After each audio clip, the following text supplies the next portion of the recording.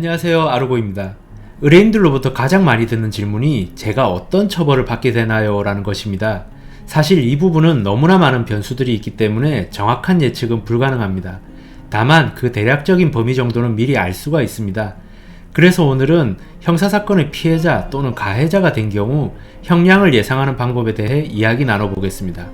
먼저 가장 객관적인 참고자료인 양형기준이라는 것에 대해 설명드리고 이 양형기준을 활용하여 자신의 형량을 예상하는 방법 알려드리도록 하겠습니다.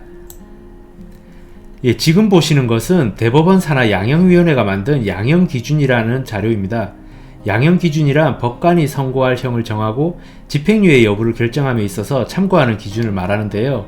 이 자료는 양형위원회 홈페이지에 들어가시면 다운받을 수 있게 되어 있으니 필요시 확인해 보시길 바라겠습니다.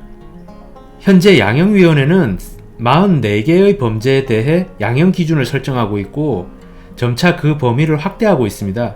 오늘은 그중 가장 사회적으로 논란이 많은 성범죄의 양형기준을 중심으로 설명드리겠습니다. 먼저 성범죄 중에 13세 이상을 대상으로 한 일반 강간의 경우 감경 또는 가중 요소가 없는 경우에는 일반 강간에서 기본적으로 징역 2년 6월에서 5년까지 양형기준이 설정되어 있습니다. 그래서 변호사님들께서 상담하실 때 아무런 전과가 없는 초범이 단순 강간죄를 범한 경우에는 주로 2년 6월을 기준으로 말씀하시는 경우가 많은 것 같습니다. 양형기준에는 감경요소와 가중요소들도 구체적으로 규정되어 있는데요.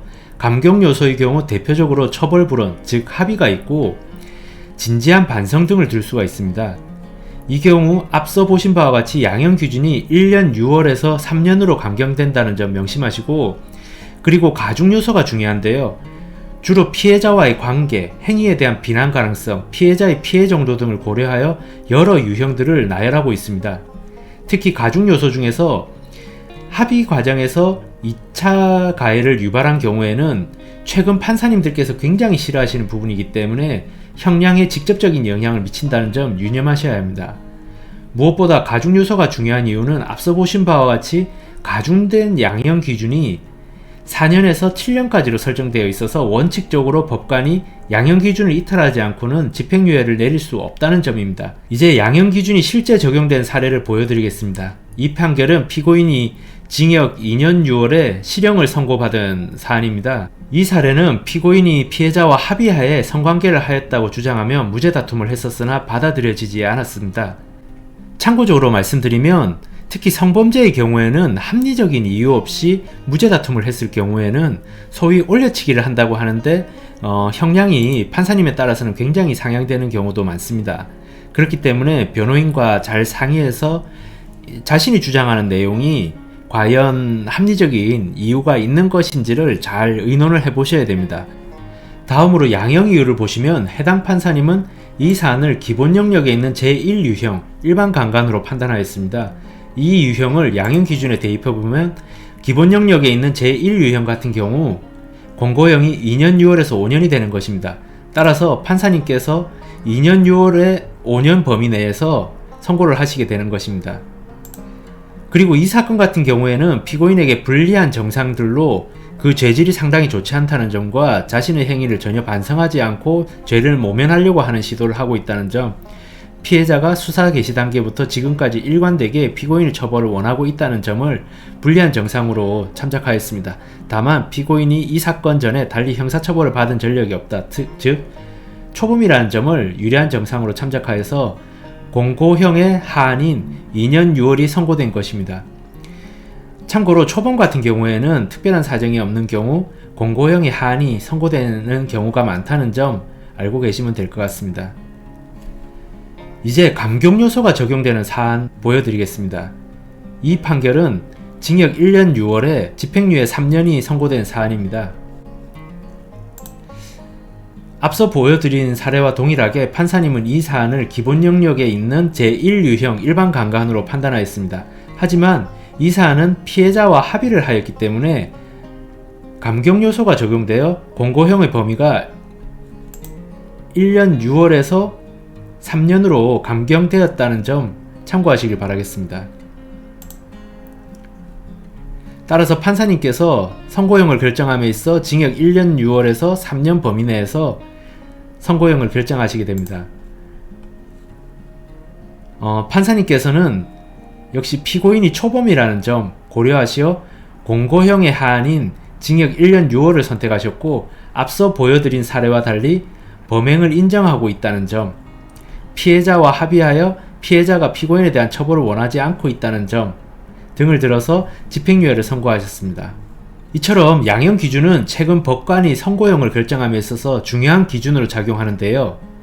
법원조직법에서 양형 기준을 이탈하는 경우 판결문에 이유를 기재하도록 하고 있을 뿐만 아니라 각 판사님들 마음대로 선고형을 내릴 경우에는 형량이 오락가락하여 사법부에 대한 신뢰가 떨어질 수 있다는 우려 때문에 생각보다 매우 강한 구속력을 가지고 있는 것으로 보입니다. 현재 44개의 주요 범죄의 양형 기준을 시행 중이지만 그 범위는 점차 늘려가고 있는 추세고, 현재 징역형에 대해서만 양형 기준을 설정하고 있으나 향후 벌금형에 대해서도 양형 기준이 설정될 것으로 보입니다. 양형 이유가 인상적인 판결이 있어서 소개시켜 드리겠습니다. 이 판결 같은 경우는 양형 기준이 본격적으로 시행되기 전에 나왔던 판결이기 때문에 최근 판결문과는 형식이 조금 다른 부분이 있습니다. 이 판결에서 판사님께서는 강간의 가해자가 피해자에게 진심으로 사과하며 용서를 구하고 어떤 형태로든 피해 회복을 위한 노력 끝에 피해자로부터 처벌을 원하지 않는다는 고소 취소의 의사를 이끌어내는 것을 저지할 수는 없는 노릇이나, 합의를 가장하여 피해자에게 또 다른 고통을 가하는 행위는 절대로 묵과할 수 없는 것이라고 하겠다라고 말씀하셨고, 이 법원에 제출된 피해자 측 진정서의 기재 내용에 의하면 이 사건의 고소 이후 피고인 측 가족과 친구들은 피해자로부터 고소 취소를 유도해내기 위하여 계속 피해자에게 합의를 종용하고, 피해자가 이미 합의 의사가 없음을 명백히 밝혔음에도 불구하고 오히려 피고인이 피해자가 된 양 피해자의 학업과 일상생활을 힘들게 하였을 뿐만 아니라 이로 인하여 피해자가 강간을 당하였다는 사실이 주변에 알려져 피해자에게 성적 수치심을 가중시키는 등으로 피해자에게 2중 3중을 고통을 안겨주고 있음을 알 수 있다 라고 판시하셨습니다. 이러한 양형 이유를 들어서 피고인에게 징역 4년을 선고하셨는데, 이 판결을 보면서 제가 계속 느끼는 부분은 무리한 합의 시도는 안 하니만 못하다는 점입니다. 자신이 진정으로 반성하고 있고 자신에게 선고되는 형량을 받아들일 충분한 의사가 있다고 한다면 피해자도 그 부분을 모를 리는 없습니다.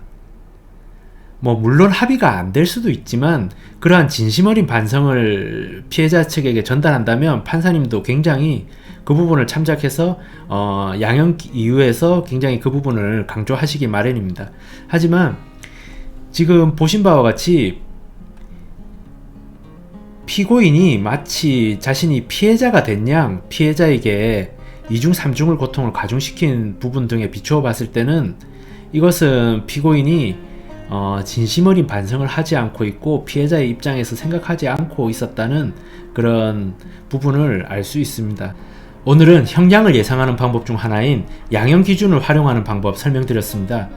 다만 다시 한번 말씀드리지만 형량을 결정하는 데 있어서 수많은 변수들, 진심 어린 반성을 하고 있는지, 피해자에 대한 배상이 있었는지 등의 요소들이 많이 작용하기 때문에 오늘 말씀드린 기준은 대략적인 범위를 예상하시는 정도로 참고하시길 바라겠습니다. 이상 아르고였습니다.